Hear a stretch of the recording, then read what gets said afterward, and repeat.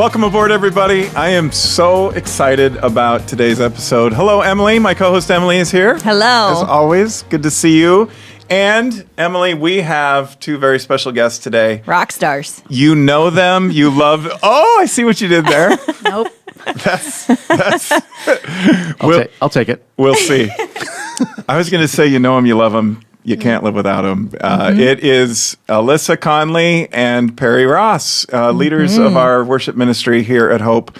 Welcome, everybody. We should have some clapping sound effect in the background. Add it later. There you go. We'll fix it in post. That's very good. I'm glad you're here. So people know you who attend here at Hope, but a lot of people who watch this podcast don't attend Hope. And a lot of people are just listening instead of seeing you. So let's get to know you guys a little bit better. So what are you excited about when it comes to watching something on TV or a movie lately? What are you watching? What should be revealing about who you are? Alyssa, you got something? You're nodding your head. Yeah, my husband and I just rewatched all of Parks and Rec, and we just started. What's that one with a girl named Jess? Is it called A Girl Named Jess? New Girl. New Girl. Yeah. New Girl. We just started that. It's Never hilarious. Heard of it. No, just kidding. You knew all about it, but you never heard Never of it. heard of it. Yeah. Parks and Rec, love it? Yeah. Yes, thumbs Parks way and up. Rec is so funny. Yeah, The Office. It's well written, right? Yeah. Perry Ross? Well, I think I have two categories. I have the shows we watch with our kids and the shows we don't watch with our kids. Let's go with kids. Kids. We'll go with the kids shows. Well, we're watching, let's see, Brooklyn Nine-Nine we watch with the kids. We're also watching Modern Family. We watch that with the kids. Some may question that judgment, but Funny shows. Both of them are we like really funny shows. Yeah. And Modern Family, it seems like whenever I watch it, I haven't watched a ton of it, but I've maybe seen 10 episodes over the life of it. Seems like they always, it's funny. I mean, they go for the big laughs, but then somewhere along the way, there's that poignant moment, right? There's that touching moment. There's that human element moment where you're like, okay, family matters, or love is what it's all about, or something deep. It's good. Yeah. Well, there you go. And Perry Ross, we might as well just get right to it.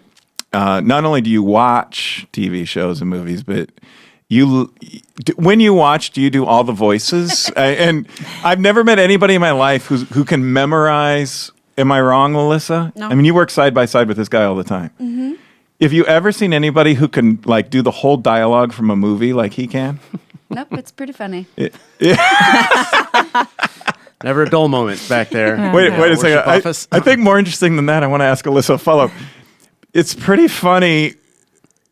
You never know when it's going to happen. Yeah, and okay, I got you. A lot of times the references are lost, though, to people that don't know what I'm doing. And Alyssa, what percentage of time is that? Oh, for me, I've maybe seen 25% of the things, but I'm just like, sounds good. So you just sort of let him go. Yeah. Perry being It's Perry. basically how my brother and I communicate is through movie quotes and lines from TV shows and music. He has the same gift? He's got the same gift, yeah. It must be a DNA thing. Yeah. So we can't go any further without hearing a little De Niro. Well, De Niro's more of a look than it is a sound. So it's pretty good. So thanks, Bobby De Niro, for joining us on the Pastor Mike Drop podcast. It's a pleasure to be here. It's awesome. And what if Sean Connery suddenly sat down at the table? Well, I feel like he would have a lot to say. He might be lost for words. That's awesome. And, impressive. and what one more? If Jimmy Stewart from It's a Wonderful Life showed up. Well, the thing would be it would take a long time for him to get any content out. You'd have to read a poem like he always used to do on Johnny Carson, right? Right. Yeah. Right.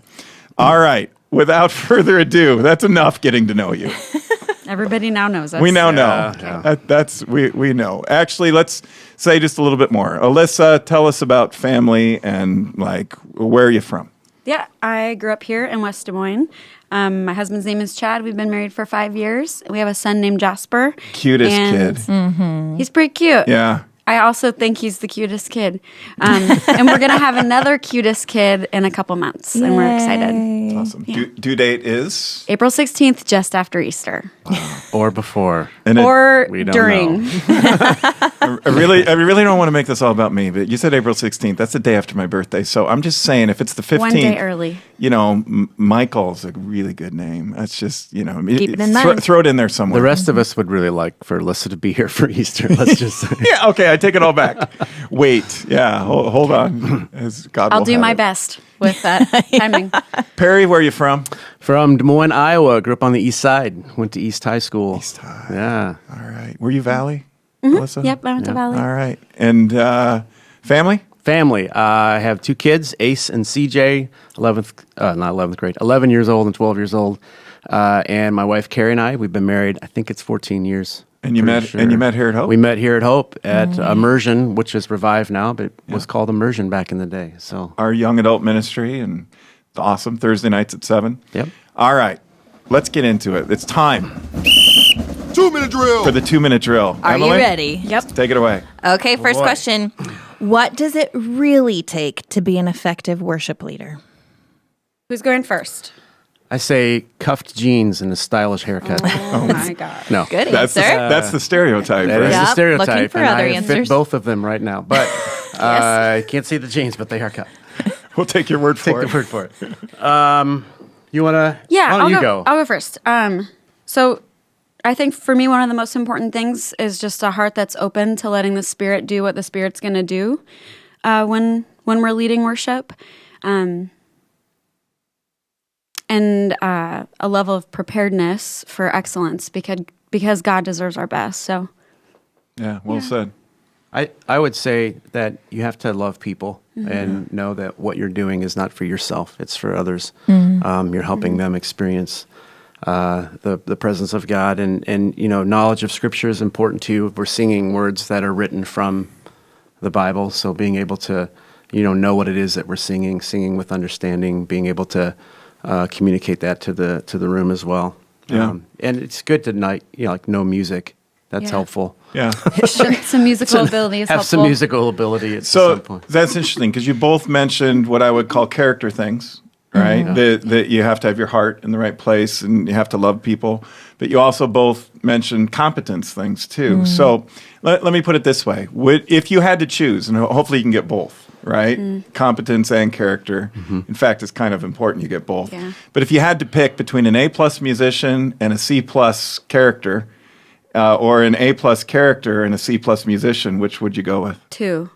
Yeah, definitely. Yeah. Character Option first. D. Yeah, Get the person who has the heart. because Yeah. you can get the most talented person out there singing, and if they're not leading the room and they don't have the worship heart on the inside, then it's just someone performing, and that's not what worship leading is. Yeah, and we all know worship leaders who you can almost see it, right? If you look around out there, that it's more of the show, of the spotlight on me, and yeah, that's not the character we're looking for. No, Okay, more on that later. I heard Yeah. the bell. Yes. Yeah. Okay. Next question. Alyssa, you said a level of preparedness.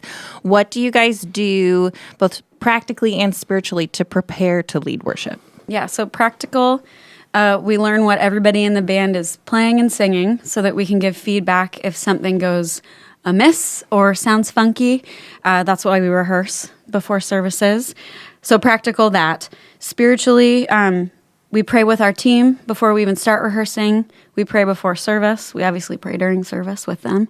And then for me personally, anytime I'm leading, and I know Perry's heard me say this, that it has nothing to do with us and everything to do with the God that we are pointing people to. So Yeah, you guys have what we call pregame meetings, or at least that's how Yeah. I think of them. It's prayer. It's go through the service, right? That's part of the preparation. But a big part of that is not it, and it's fun, and people's sense of humor has come out, and we don't take ourselves that seriously. But I think it's important. I think it's important to pray. I think it's important to center ourselves and remember. Somebody almost always says something about, here's why we're doing this. This is what this is. This is what worship is, and this is what it isn't. Yeah, and the other thing I think spiritually preparing isn't just something you put on before you walk out on stage. It's an ongoing thing. You have to be on all the time. Like for me, it's not just something that I have to work up before I go out there. It's like it's got to be a part of your everyday life. You have to be a worshiper first, and then let that be part of your everyday life, because then it's going to come out naturally. It's not something you have to work really hard on. It's just going to be a natural thing. Yeah. Authenticity is important, isn't it? That it is who you are, and then that just naturally comes out when you're leading worship for a church. I think that's important. I think that it's easy to trip over that one too, thinking that I can just be whoever I want to be. And this isn't just worship leading, is it? It's any kind of ministry. I mean, you see this too, Emily, right? Yeah. In the ministries that you lead, that I'll be this person, and then when I come and do my church work, or I serve, or I get on stage, in your case, then I'm going to put on a mask. Yeah. It's not an act. Nope. It's not an act. Yeah. Right. If it is, it's not going to last long. Yeah. Okay, what do you want people to know about what worship is and is not? Ooh. She gave me the head nod. We're getting You go. deep. All right, Perry. Well, what worship is not, and I think we do our best to try to communicate this to people. It's not just singing. It is a part of it. It is a command. It is something that God's, made very evident in the Psalms, especially how we are supposed to sing and to express our gratitude to Him through song and singing and music. But that's not the limitation to it. Worship is not just what we do before the sermon. It's not just something we do on weekends. Worship is really a part. It's a foundation of who we are as creatures that God's created for that very purpose, to worship Him. Sometimes we do it through music. Sometimes we do it through prayer and meditation. Sometimes we do it just by being, with our family. That's everything we do is worship. So that's kind of the one general thing that we want people to know. Worship is not just singing, and it is a part of our title. Like, we are worship leaders, and that's kind of we can put that characteristic trait on it to say, okay, now when we talk about worship, we're speaking about the music part of the service. But overall, worship is not just singing. Yeah, I'm glad you said that. We've had a lot of conversations about this at our worship meetings. We have to define it. We have to know what we're talking about. Yeah. And it is a pet peeve of mine. You guys know this, that when people call music worship, music is worship. Praise is worship. The part of the service where we're singing gospel and soul and whatever kind of genre of music. But like you said, Perry, worship is broader than that too. It's bigger than that. It's not even just the whole service, as you were saying. Yeah. Anything to add to that, Alyssa? What it is, what it is not? Yeah. What it is. You talked a lot about what it is. Oh, you did okay, gotcha. What it's not, it's not for us. It is for Him. Oh, big, huge. Good. See, you already mic dropped it right there. Yeah. That's it. Yeah. That's going to be my mic drop moment. I'm just saying. That, You're claiming that one. Yeah, Dibs. Dibs on that one. Yeah, if somebody else uses it, I'll find another one. But these are things that center us, right? And you can lose your balance real quick. The problem is, if you lose your balance, you've fallen, and then you're off the ride, right? You're no longer there anymore. There's so many places you can fall off when it comes to worship, I think, and that's a huge one. Yeah. That we're doing this for us. We're doing this as consumers. We're doing this to see what we can get out of it. It's a service. It's us serving God. We're there to have communion with God and with each other in the body of Christ. But yeah, if it's about us, we lose that real quick. Yeah. The bell rang like a minute ago. Sorry. I'll let you go. I'm really excited about this one. No pressure. But what's the funniest thing you've seen as a worship leader? What everybody listening really wants to know, right? Including Emily. Yeah. Well, I mean, there's a general one that I have that I love. I love. No, that's what's happened to me. I don't really want to talk about what's happened to me. I hope Alyssa will. But I love when I'm up there singing and I see people that I know that are looking for their family. It's the funniest thing. Because I want to just, and I did this at a sermon one time a few years ago when I preached, but I just want to help them. Like I see, I saw Andy Hermanson sitting there and I saw Heather walk in and she was looking all around, This way. texting. He wasn't paying any attention, but I just wanted to go, right here, second row. And I can see them walking. And it's just, as I'm leading the song, I'm seeing all this roll out in front of me. And it is absolutely hilarious. The other thing I would say is if you want to find some funny things to see that's happened during worship, you need to follow Worship Fails on Instagram because it is absolutely the funniest thing. And what I love about it is it brings all worship leaders together to say, don't take yourselves too seriously, because what you're laughing at right now, it's going to happen to you before you know it. And it has happened to me over the course of my 13 years being here. It has happened several times. So, Oh my gosh! ask me personally, and I'll tell you some funny stories. The history of Hope, from the outside looking in, sometimes people are like, "Oh, big church, right? You guys have exploded in growth. You've got multiple campuses, local, all this stuff. You're online. You're doing all this. You guys must just be like Midas. Everything you touch turns to gold. Everything must just be. It's so nice, isn't it, when everything goes right? Like we are one worship faux pas after another. We are. We mess up. Yes. Do you remember when we were in the Bridge Worship Center? And remember how I used to sweat so bad when I would lead worship? You were a heavy sweater. I was a heavy sweater. Not so much anymore, but too much sodium in your diet. Back in the day, you were standing off stage in the bullpen, and all of a sudden, a towel flew from backstage onto me. You were like, "Here, towel off, buddy."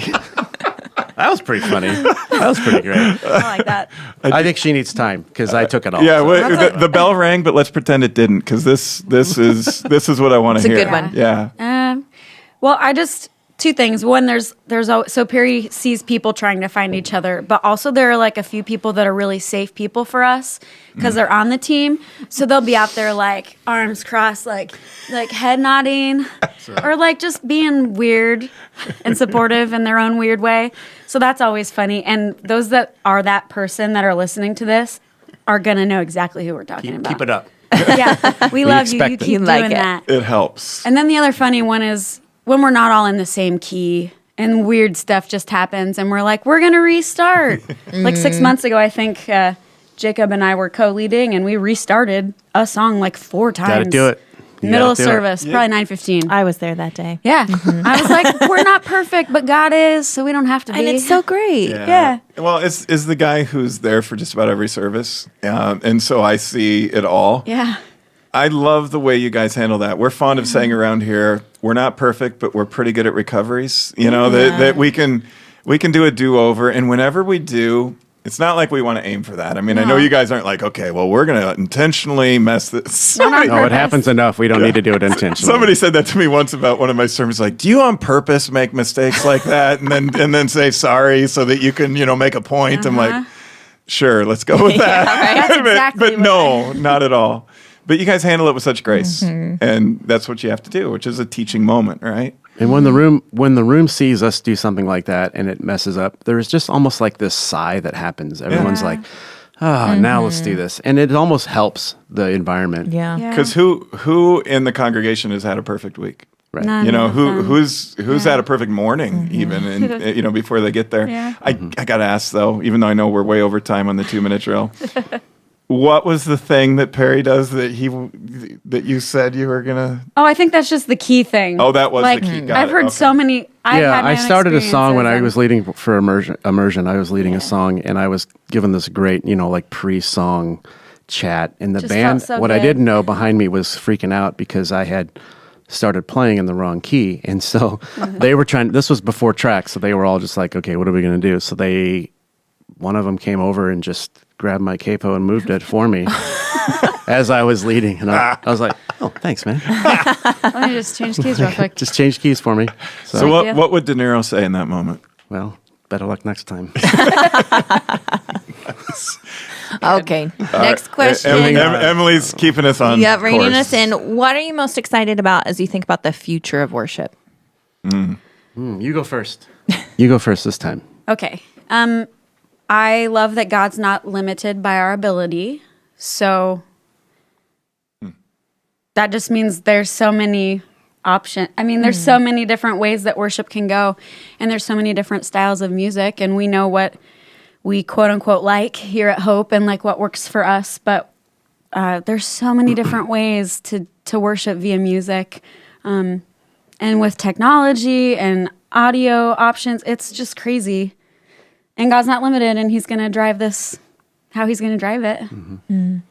Being the senior worship leader here that has been here for 13 plus years. Which is a nice way, because I'm the senior pastor, it's a nice way of saying we're old. We're older. Yeah. But Yeah, I'm less old. being here that long, I've seen how the importance of worship playing in a weekend service has grown to becoming not just pre-service music or just kind of like entertainment, but it's actually taken purpose to say, no, God is in this. God's in this music. God is in the singing. God is in the teaching of these songs. And, just the enthusiasm that has grown, the people that come up to us on a weekly basis and just thank us for what we're doing, say, man, that song was great. What was it? There's a hunger for that. And I think that's a good word for it is there's a hunger at Hope for worship. And we have these Hope Live nights where we have, extended worship after our 5 o'clock service on Saturday every quarter.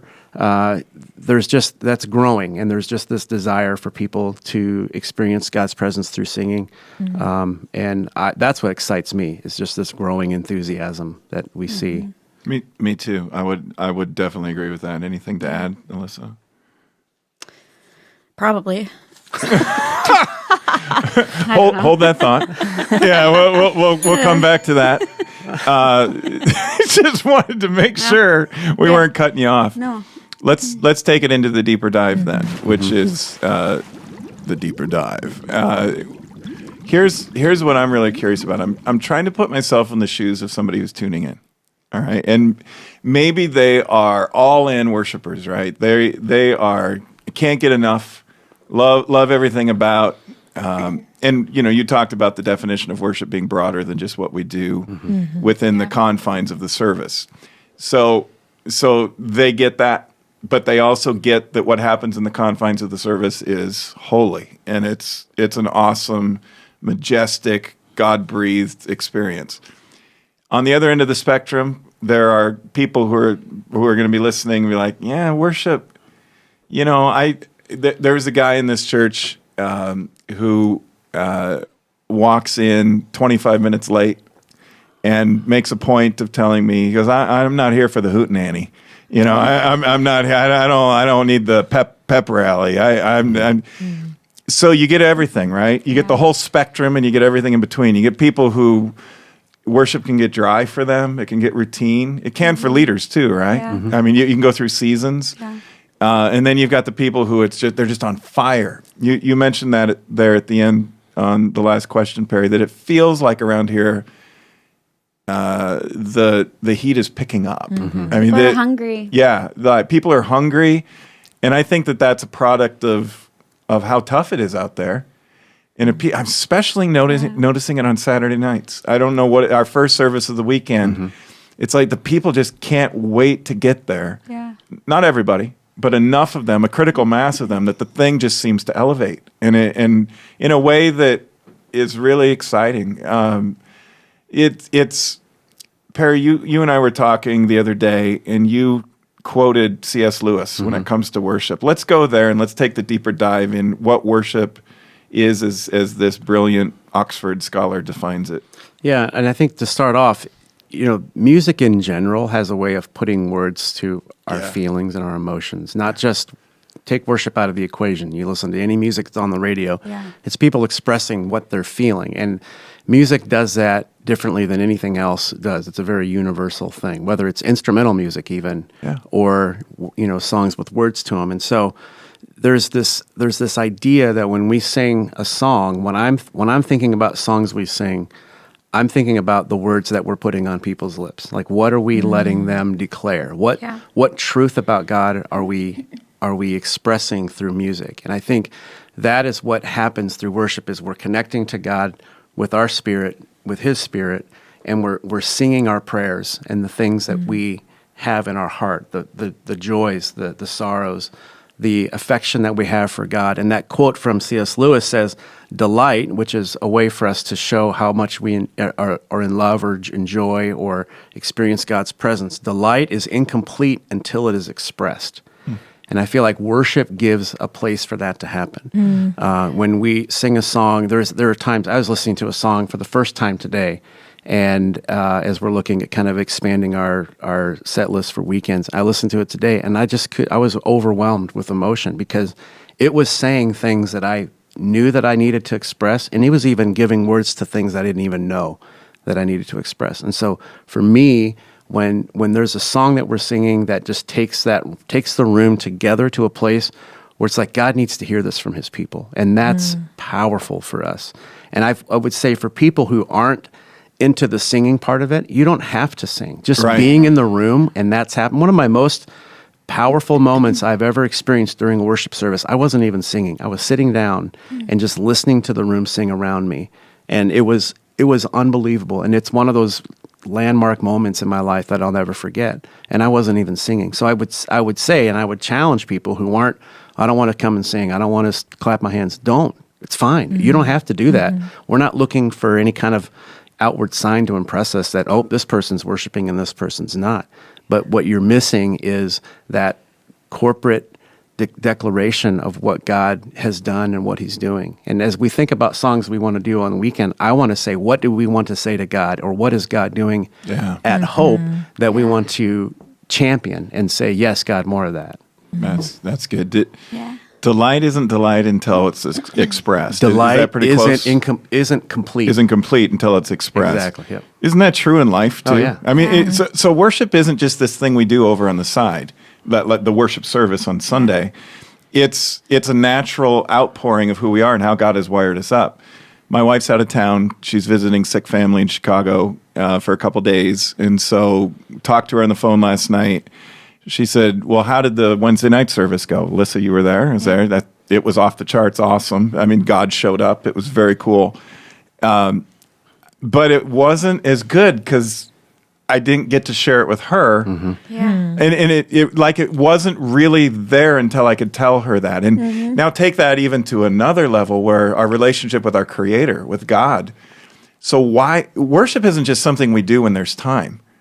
Worship is something we're truly wired up for. We need to express that joy, that delight, that sorrow, that heartache, that why God, that please God, that help God, that praise God, whatever it is. And if we don't, we're incomplete. That delight is going to be lower than it really should. Our delight tank is going to be on fumes. So I think that's really important. Alyssa, I want to ask you something else. So Hope, on this same kind of subject, Hope is a pretty broad church. I mean, we're evangelical, we're mainline, we're Lutheran, but we have a lot of people who aren't Lutheran who come here. It's this really unique mix. And then it's really big, and then some of our services are small, and some of them are massive every week. How do you guys navigate picking you said a little bit about picking songs. How do you navigate that? And what if you have a preference for something, but the church has a preference for something else? And so how do you make those decisions? So about preference, it's not about our preference. It's about what points people to God. And if there's a song that Hope loves, and we're all like, we've sung this 5,000 times. You have a song you wish you'd never had to sing again. Isn't it like every band has those? It's like their big hit or something. Yeah, it's like, I don't want to play that anymore. How do you tell what's connecting with people? So I know we just talked about you don't have to sing, but it's easy to get a pulse on engagement by looking. Even if they're not singing, like, what's their posture like? Are they attentive? What's their body language like? So I think that's one way that we're able to read it. Another is just seeing if people are singing. Are they worshiping with their body? Do they have their hands raised? Or is it like palms up, posture of surrender? We notice all of those things. You can see a lot. A lot of people don't think that we see, but we. The view is incredible. Yeah, and it's really fun to get to watch people worship. It's a highlight for us. Yeah, it is, and the engagement, it can change from moment to moment within a service too. And I don't know that I always have my finger on the pulse of that as well as you guys do. But what's it like for you, Emily? So you're up front teaching and doing different things at different times, but mostly at our weekend services, you're worshiping with your family out a lot of times in left field. Yeah. At 8 o'clock in the grandstands, we call them left Everyone field he's going to bleachers. realize that you all know where we sit. Yeah. You know what we're doing. That's right. You know our That's typical right. response. It's Yeah. weird when you move, though, for us. Yeah, Like, don't move. Usually your husband be over there. Your husband Chris is wearing his Hope Kids shirt, Yep, so it he's kind of going to stands out. volunteer after. Yeah. So how? What's it like from there? So we're talking about what worship's like from up front Yeah. as preachers or worship leaders. What's it like as somebody who's more often than not sitting within the body of Christ in the congregation? Yeah. I pay attention to you guys. I think it's really cool to hear how you prepare practically and spiritually, because I think that you can feel when the leaders are also worshiping and not just singing, because that's what I want to be doing. Yeah. And so to sense that when you talk about the congregation and how you kind of get a read, you can tell that. But from our perspective sitting there, we can tell that from the stage and the band. And I think it's really cool to know that you're praying together as a team. And I know that your band a lot of times functions as a small group and its own community, and that's really cool. Yeah. And so as a participant, I think I sense all the same things you do, but also get a read on the stage. Yeah. And I think it's important to continually teach the congregation, or if you're listening to this and you're a part of a congregation wherever you worship, it's really important to make sure that you understand your role too. So we talk a lot about, the worship leader. It's not about us. It's about God. We need to be authentically worshiping. That's really, really important. We don't want to just flip a switch and all of a sudden go out there and now we're worshiping and then we're not. But I think there's a challenge too for everybody else who's a part of the church, who's out there worshiping during a service, that you aren't just watching a show. In fact, you're not. It's not there's nothing show about it. It is worship. If I get back at the pregame meeting, sometimes I'll say, please remember, don't take yourself too seriously, take God seriously. And then I'll often say, give Jesus your best. But I'll also say, remember, the focus is, like you said, Alyssa, the focus is on God. It's not on a performance. We're not, and that tends to calm the nerves down. I know it does for me as a preacher. If I'm performing, if I'm preaching for all those people who are out there listening to me, I'm going to melt. Yeah. I mean, I'm going to pass out.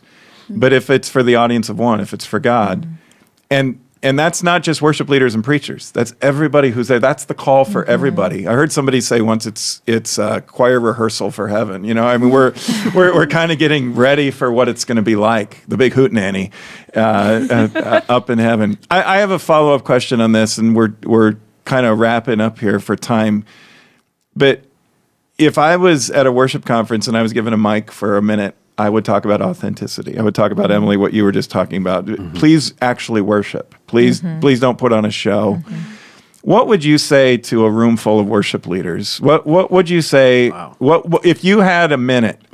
What would be your theme? What would you've been doing this? You guys have both been doing this for a while, right? You've seen a lot. You've seen a lot of good, a lot of bad. What do you think worship leaders out there need to know? What would you want them to hear? I think I would say there's so much emphasis on worship nowadays when it comes to songwriting and using tracks and doing this and doing this. I think we overcomplicate it so easily and so quickly to make it into something that it's not. Yes, we work hard. Yes, we do what we can to make sure we sound good. We work with the band. We work with tracks. We work with all the little components, but that's not, we sometimes make that the point rather than why we do what we do. And I feel like, Matt Redman wrote that song a long time ago, The Heart of Worship, where if we stripped it all, if you took it all away, what would we have left to go on? If we took every instrument off the stage and we took the tracks away and all the lights and everything, what would we have to go on? That's what you need to be thinking about when you lead worship on weekends, is the simplest approach to communicating our affection and our love to God. And yes, we have a lot of fun doing it the way that we do it. But if that ever gets in the way, then you're losing track. Yeah. That's good. That's great. What would you say, Alyssa, if you had a minute? Great. Exclamation point. Bam. Yeah. Drop mic now. Boom. Yeah, it's easy to get lost in some of those pieces. The moment we stop worshiping, we're no longer leading worship. Ooh. Wow. So That's big. don't forget to worship. Yeah. Because that's what you do, and it's part of who you are. It doesn't make you who you are. But when you're in front of a room and you're leading, don't forget to worship. Cool. We need to have you guys back because I have a feeling this conversation should go another hour. Yeah, so we need to do at least like 2 more parts. And thank you for the conversation. Mic drop moments today. So what did we learn here today? Oh my gosh. I mean, there's a ton. Emily, start with you. I'm ready. Perry, you talked about, I don't remember which question it was, but you talked about that when we have the songs that we're singing, there's such power in the words that we're putting on the lips of people, and we're proclaiming things, and also what God gets to hear his children sing. And I think that's so incredibly powerful that for me, it was just a reminder. We know we want to be engaged in worship, and we're not just there to sing, but that's for God. And so those words are so cool and intense, and that's fun. Yeah. How about you, Perry? Mic drop. It goes back to authenticity for me. Like even whatever we're doing, even not just music or preaching, it's life. We have to be authentic with and real with who we are and who God's created us to be. Preaching to the choir. I think that's so important. I think one of the big reasons a lot of people from the outside of church looking in don't want to be a part of church, inauthenticity. Yeah. They like, you're faking it. You're not that holy. You're not that spiritual. Even when it comes to worship, you know, we see people and then they go into a service and they become, they're putting on a show. Yeah. You just know it is. It's not coming from an honest place. One of the greatest things about being Christians, we get to be honest because we're completely dependent on grace and we're completely dependent on what God has done for us. It's like a freedom card. It says you just get to be you. You don't have to fake it.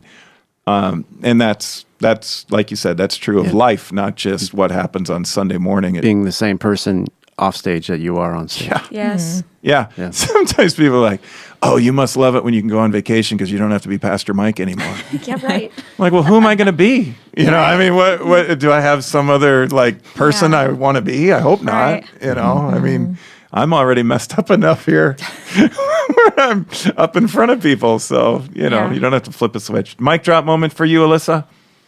I feel like there was more than one, but I love what Perry just said about being the same as a leader on stage as you are off. Yeah. Like that's everything. It is. I'm going to wrap up by going back to yours. The thing you said at the beginning. I said I'll dibs on Claimed it. it. So I'm going to say it's not, the focus isn't about us. It's the focus is on God. And that is such a powerful alignment tool. Because if I'm thinking about me and how I look the whole time, in worship, in leading songs, in preaching, but also in life, if it's all like, well, how do I look? How does this seem? We're not going to have the experience that God wants us to have, first of all, because it isn't authentic, but we're also going to mislead people. Yeah. And if that's the thing, then God's not the thing. Yeah. So. And I have no interest in that. That's right. Okay, everybody take your mic. There's another one. There's another drop. Yeah, metaphorically drop your mic on the table. Thanks, you guys. Yeah. Thank you. Thanks for being here. That's Thanks fun. for doing what you do. And we are so blessed in this church to have you guys and your whole team. You're representing a bigger team. Levi and Lauren here in West Des Moines, but then we have worship leaders at all of our campuses who are outstanding. We are so blessed all the way around. Thank you for doing what you guys do. And thank you guys for tuning in to Pastor Mike Drop. As always, thanks to the new Pew crew, Chris New and Brendan Pugh. Couldn't do it without you guys. You're awesome. Thanks for pushing all our buttons. Nobody pushes our buttons like you guys do. We will see you next time. We've got some great podcasts coming up. Yeah, Emily. we do. It's going to be great. And that doesn't mean this one wasn't awesome. It was. It was. It was incredible. It was one of my all-time favorites. But more to come. So thank you, and we will see you soon. Hey everyone, thanks for joining us today for Pastor Mike Drop. We would invite you to click the red subscribe button on YouTube to catch future episodes. And in the meantime, we hope you can join us for worship. We'll see you then. Can I break the spell?